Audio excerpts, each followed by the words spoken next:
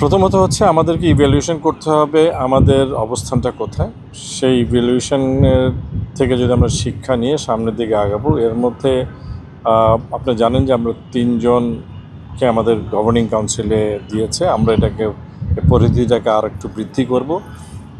বৃদ্ধির মধ্যে আমরা বিভিন্ন পেশাজীবী থেকে গভর্নিং কাউন্সিলে অন্তর্ভুক্ত করব, যাতে আমরা আরও বেশি সহযোগিতা পাই। এটা লিগ্যাল, ফাইন্যান্সিয়াল, মার্কেটিং, এই 3টা ডিপার্টমেন্ট থেকে হয়তো আমরা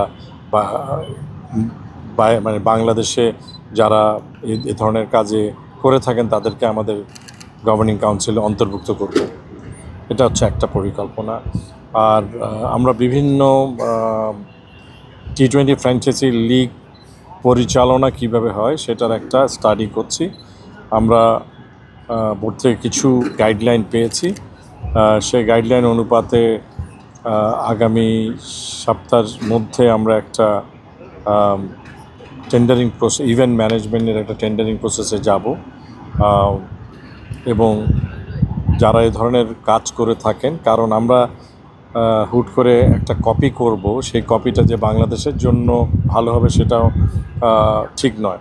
তো আমরা একটা ইভেন্ট ম্যানেজমেন্ট বা স্পোর্টস ম্যানেজমেন্ট কোম্পানির সাথে আমরা সম্পৃক্ত করতে চাচ্ছি, যারা আমাদেরকে কিছু দিক নির্দেশনা দেবে, আমাদের ফাইন্যান্সিয়াল মডেলটাকে স্ট্রাকচার করবে এবং কিভাবে এটা সাস্টেনেবল হয় সেটাই আমাদের প্রধান আগ্রহ থাকবে।